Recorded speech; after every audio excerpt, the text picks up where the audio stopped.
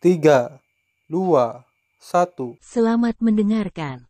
Oke guys, sebelum kita mulai ada baiknya dibantu like video ini dan apabila baru bergabung tekan tombol subscribe ya dan tekan tombol loncengnya, biar Mimin semangat ngupload videonya. Deputi Aula Qin, Tuan, naiklah. Penatua Long Yuan memandang Qin Chen sambil tersenyum, tetapi matanya berkilat dengan elang. Hehe, selama dia merusak reputasi Qin Chen, tugasnya akan selesai. Saat itu, akan ada beberapa penghargaan dari pemimpin. Dan dia juga akan membuat pertunjukan besar di antara banyak penatua yang bekerja di surga.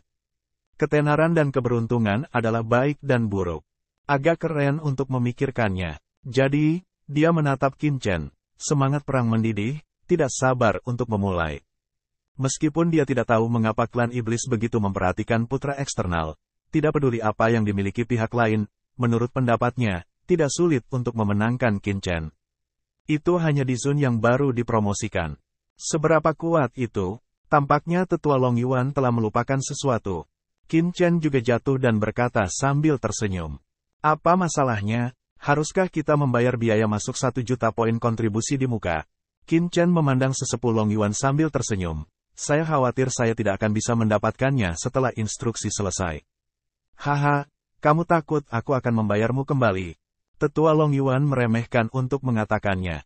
Tentu saja, saya tidak akan dihina. Hanya saja nasihat Ben Sao selalu sangat tulus. Saya khawatir setelah tantangan, Tetua Long Yuan tidak dapat membayarnya. Itu tidak baik. Orang-orang tidak bisa berkata-kata dan tidak bisa berkata-kata.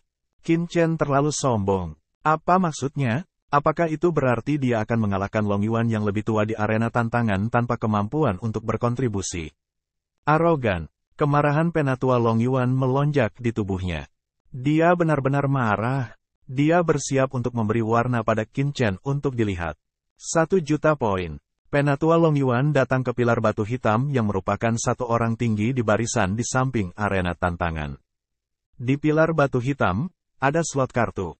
Di tangannya, slip giok identitas dimasukkan ke dalam slot, dan kemudian dia dengan cepat klik di atasnya. Tiba-tiba, pilar batu hitam menyala, dan sebaris teks muncul di atasnya.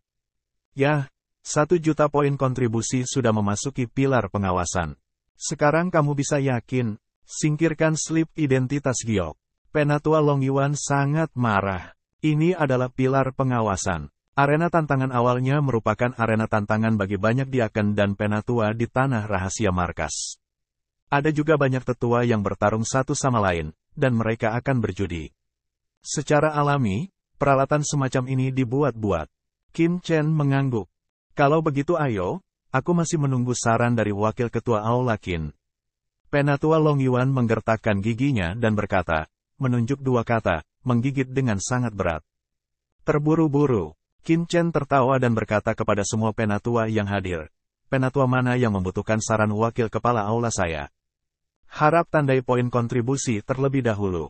Akan merepotkan untuk menyelamatkan pertemuan. Saya dapat membuat kesepakatan terlebih dahulu. Jika saya tidak datang sekarang, Wakil Ketua Aula berhak menolak. Sialan, sombong, terlalu sombong. Banyak penatua tampak murung. Mereka mengira Qin Chen baru saja mengatakannya dengan santai sebelumnya. Siapa tahu, dia benar-benar membuka mulutnya, yang membuat banyak tetua tidak senang. Berapa tahun? Mereka belum pernah melihat pria sombong seperti itu. Apakah Qin Chen begitu percaya diri? Dia tidak takut akan kepolosannya sendiri. Di aula konferensi, wakil pemilik aula, seperti Jue Jiu Tianzun, Xing Tianzun dan Wending Tianzun, tercengang. Beberapa dari mereka terdiam, dan wajah mereka sangat jelek, karena mereka tidak dapat memahami operasi Qin Chen. Bahkan perajin kuno Tianzun tidak bisa berkata apa-apa. Saya tidak melihat Qin Chen begitu sombong sebelumnya. Bagaimana dia bisa mengubah kepribadiannya ketika dia tiba di tempat rahasia markas? Untungnya, itu ada di tempat rahasia markas. Jika di luar, pria seperti ini pasti akan dipukuli sampai mati. Aku akan datang juga. 1 juta poin kontribusi. Wakil Kepala Aula kami yang terhormat, saya pikir Anda akan mengambil hal-hal apa untuk dikompensasi. Seorang penatua maju dan bertaruh pada pilar batu pengawasan. Semua tetua ini memiliki momentum yang luar biasa, hampir setingkat dengan tetua Long Yuan, dengan cibiran di mulutnya. Saya belum pernah melihat pria sombong seperti itu selama bertahun-tahun. 13. Akhirnya, bersama dengan sesepuh Long Yuan, total 13 sesepuh maju dan mencetak 1 juta poin kontribusi. Saat ini, jumlah diaken dan penatua di sekitar arena yang menentukan jauh lebih banyak dari sebelumnya. Tetapi jumlah tantangan telah berkurang dari lebih dari 30 menjadi 13. Di antara mereka, beberapa tetua secara alami waspada dan memiliki sedikit keraguan tentang Qin Chen, jadi mereka tidak mau mengambil risiko 1 juta poin kontribusi, tetapi kebanyakan tetua merasa tidak perlu untuk ini. Karena mereka semua berpikir bahwa selama Long Yuan yang lebih tua setelah Perang Dunia Pertama, Qin Chen akan sepenuhnya dikalahkan. Dan tidak akan ada penatua lain yang berkuasa. Apa masalahnya? Hampir 13 tetua, 13 juta poin kontribusi. Qin Chen menyipitkan matanya pada para tetua yang bertaruh di atas panggung. Di antara 13 orang, 3 di antaranya adalah mata-mata iblis yang dia kenal. 3. Benar, lebih dari 13, 20%. Angka ini sudah sangat tinggi. Meskipun iblis memiliki banyak mata-mata di Tiangong, ada terlalu banyak orang kuat di tempat rahasia markas besar Tiangong, yang telah diendapkan selama ratusan juta tahun. Ini adalah angka yang luar biasa. Banyak dari mereka tidak pernah meninggalkan tempat rahasia markas selama bertahun-tahun yang tak terhitung jumlahnya. Mereka telah dilarang di tempat ini, tidur atau berlatih keras, melanjutkan kehidupan terakhir mereka. Kemungkinan mereka akan memberontak oleh iblis sangat rendah. Oleh karena itu, tidak peduli berapa banyak mata-mata iblis, dibandingkan dengan seluruh tempat rahasia markas, sebenarnya tidak banyak dari mereka. Untuk mendapatkan hadiah dan kontribusi dari iblis, mereka tidak akan diam di tempat rahasia markas. Mereka sering berusaha menduduki posisi penting dalam karya Tiangong. Dan tindakan Qin Chen adalah untuk membuat hal-hal besar. Akankah mata-mata iblis ini waspada? Aku tahu 3 dari 13. Apakah ada mata-mata dari klan iblis di antara 10 yang tersisa, dan berapa banyak? Qin Chen berbisik dan mencibir di dalam hatinya. Bagaimanapun, 13 tetua yang berani menantangnya telah dijatuhi hukuman mati oleh Qin Chen, dan mereka menjadi fokus perhatian. Suara mendesing. Qin Chen terbang langsung ke arena tantangan. Zhenyan Zun mengulurkan tangannya dan mencoba mengatakan sesuatu. Akhirnya, dia menghela nafas dan berhenti. Ini adalah keputusan Qin Chen. Dia tidak bisa mengubah apapun.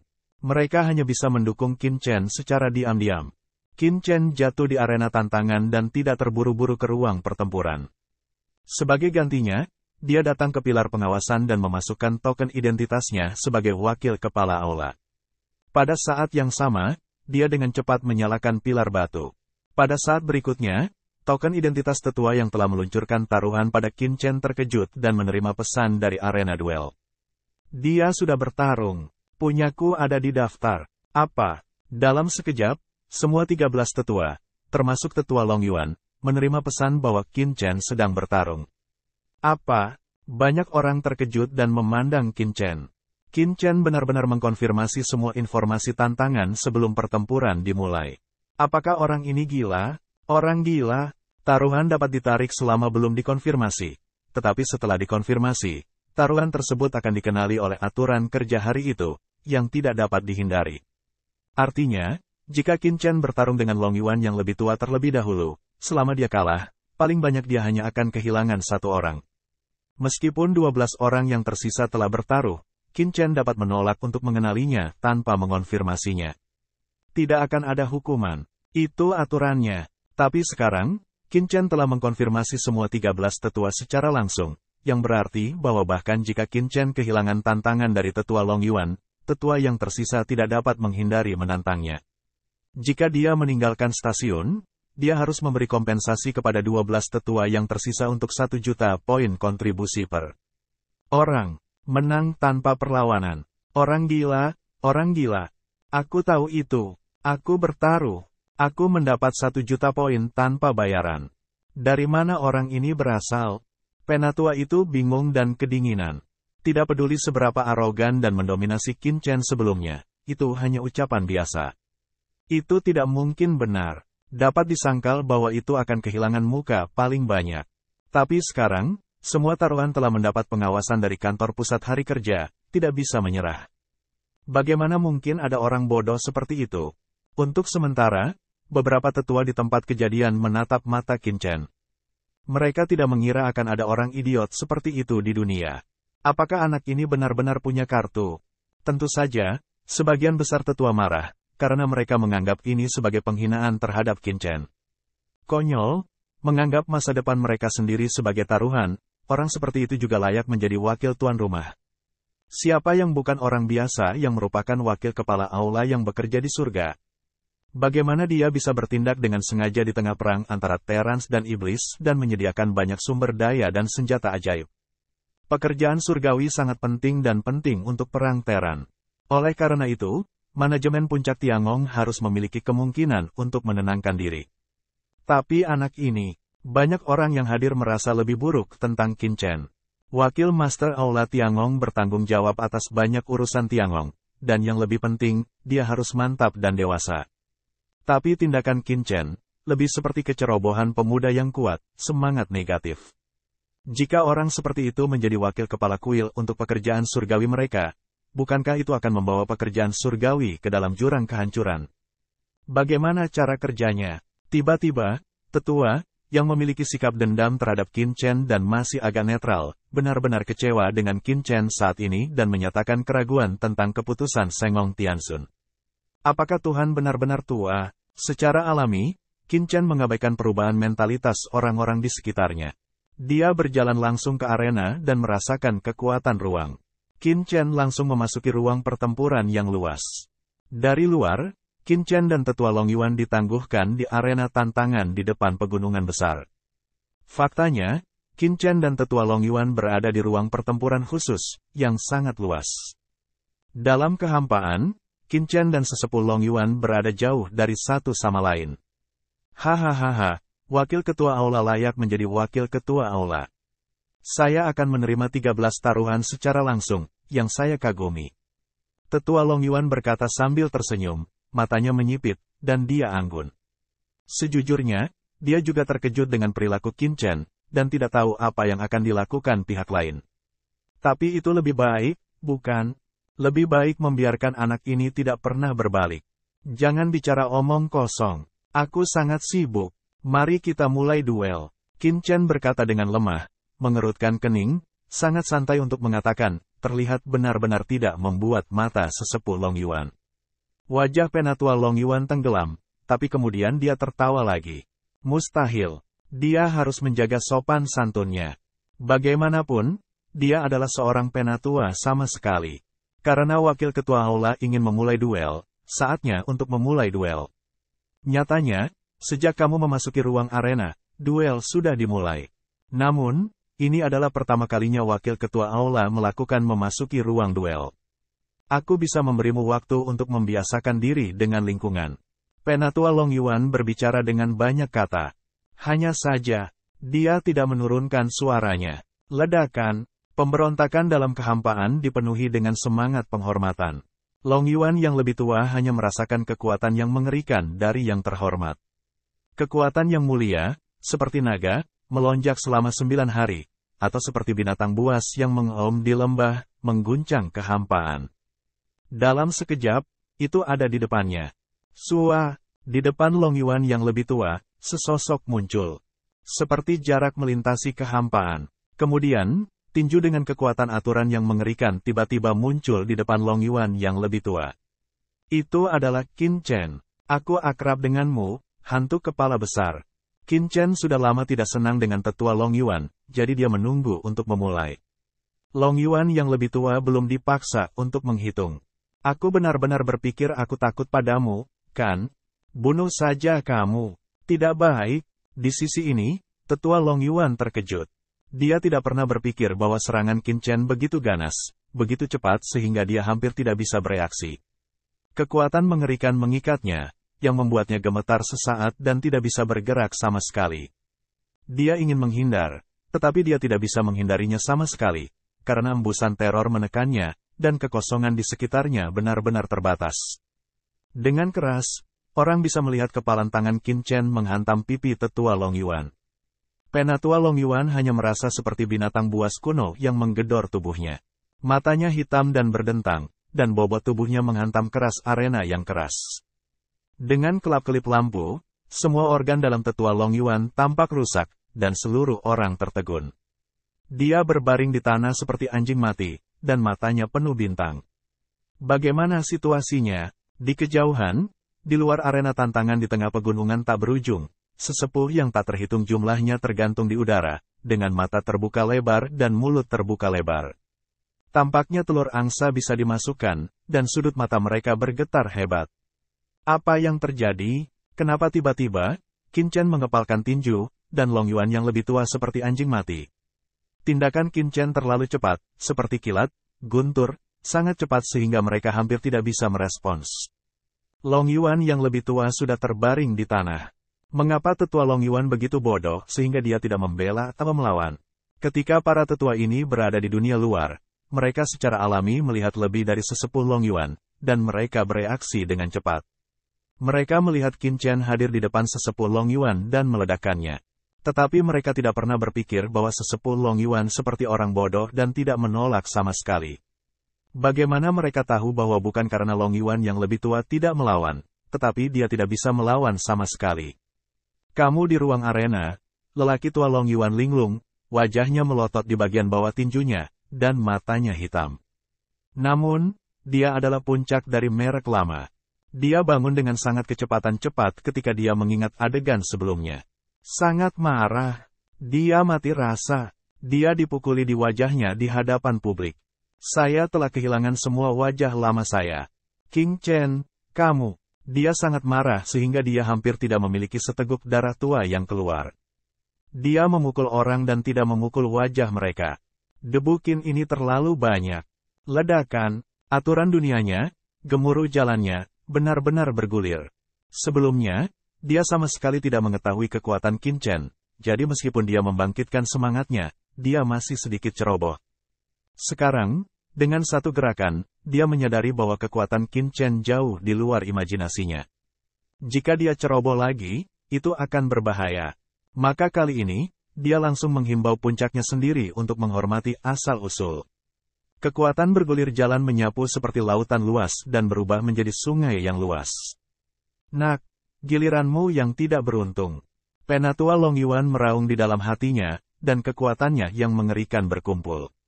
Dia baru saja siap untuk bertarung, tetapi dia tidak menunggunya untuk melakukannya. Ledakan, gegar otak kosong, kekuatan ruang di depannya seperti tsunami, berguling dan bergetar. Pada saat berikutnya, sesosok tiba-tiba muncul di depannya. Itu Qin Chen. Qin Chen mendesak cahaya Qianian. Itu sangat cepat, seperti kilat, sehingga tetua Long Yuan tidak punya waktu untuk merespons. Penatua Long Yuan benar-benar seorang penatua tua. Pembelaannya luar biasa. Beri aku pukulan lagi, kata Qin Chen dengan suara nyaring, tetapi di matanya, ada jejak keganasan. Pada akhirnya, ada jejak pelecehan. Kendala ruang. Ketika ruang tak berujung runtuh, Long Yuan yang lebih tua merasa bahwa kehampaan di sekitarnya tiba-tiba menyusut. Tampaknya ada bintang neutron yang tak terhitung jumlahnya di segala arah.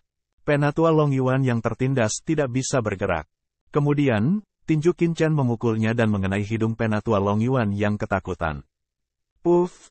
Darah memercik. Kali ini, seluruh pangkal hidung sesepuh Long Yuan diledakkan dan wajahnya berlumuran darah. Sangat menyedihkan bahwa seluruh orang meledak dengan keras, dan cahaya aturan di tubuhnya berkedip, dan jalan hampir hancur. Ah! Penatua Long Yuan berteriak, yang sangat menyakitkan. Kekuatan penindasan yang mengerikan dengan cepat mengalir ke hidungnya dan mengejutkan pikirannya. Penatua Long Yuan merasa kepalanya akan meledak. Saat ini, pikirannya sepertinya memiliki 100 lonceng yang berdengung, otaknya akan meledak, dan seluruh tubuhnya diseret ke arena tantangan dan mengeluarkan jejak. Untungnya, arena ini sangat kuat. Selain terbuat dari besi halus Suan yang agung di alam semesta dan inti bintang, ia juga dilengkapi dengan larangan dan susunan pertahanan mengerikan yang tak terhitung jumlahnya. Jika tidak, bahkan satu bintang pun akan meledakkan tubuh tetua Long Yuan.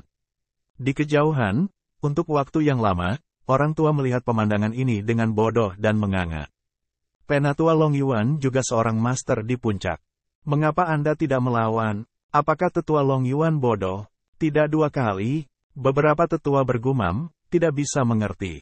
Bahkan jika kecepatan Qin Chen cepat, dengan kekuatan sesepuh Long Yuan, dia tidak akan bisa bereaksi. Terlebih lagi, mereka bisa melihatnya dengan jelas dari dunia luar.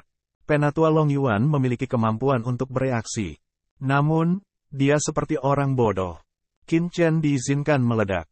Pukulan itu sangat menyedihkan sehingga wajah tetua Long Yuan seperti toko brokat, merah, hitam, biru dan ungu. Ini Zeng Yandizun dan Yao Guangzun ini juga bodoh. Mereka adalah 2 orang yang mengetahui kekuatan Qin Chen. Menurut pendapat mereka, kekuatan Qin Chen lebih baik daripada Gusu, bahkan di atas tetua Yehe. Namun, yang kuat tidak. Terlalu banyak. Bagaimana mereka bisa membuat tetua Long Yuan benar-benar tidak dapat menanggapi? Mereka benar-benar bingung. Di arena tantangan, Penatua Long Yuan, jangan terpesona. Qin Chen berkata sambil tersenyum, boom, tubuhnya seperti listrik, ke arah tetua Long Yuan meledak. Penatua Long Yuan sangat marah sehingga dia ketakutan dan berdiri dengan tergesa-gesa. Siapa yang linglung? Saya tidak bisa bereaksi sama sekali. Benar saja, begitu Qin Chen mendekat, tetua Long Yuan merasakan kekuatan ruang yang mengerikan mengikatnya dan menindasnya.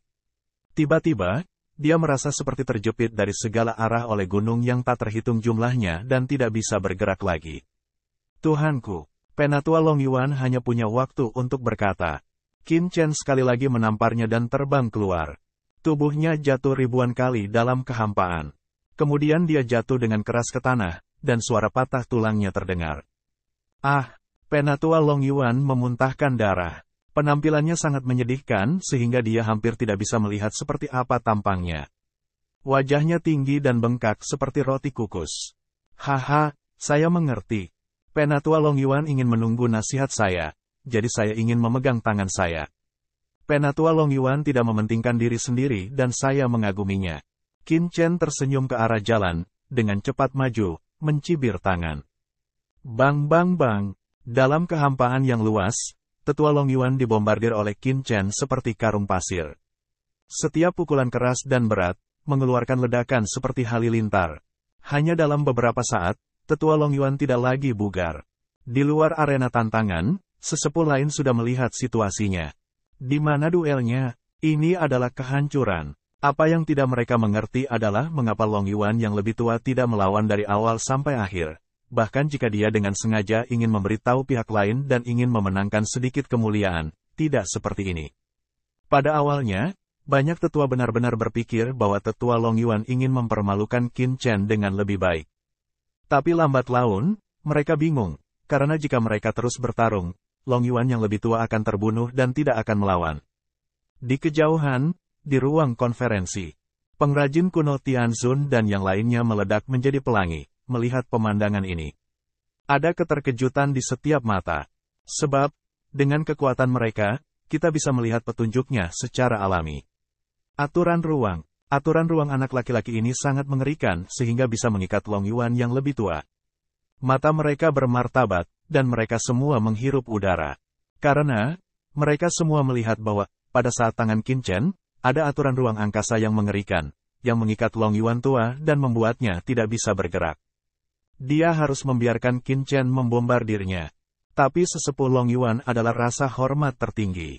Jika seorang Tianzun melakukan ini, orang tidak akan terkejut. Sebaliknya, mereka menganggap wajar jika Tuhan surga ditindas dan tak tertandingi. Hanya mengandalkan tekanan yang mengerikan, kita dapat menekan puncak patung, tetapi Qin Chen hanyalah seorang Dizun. Bagaimana kita bisa melakukannya?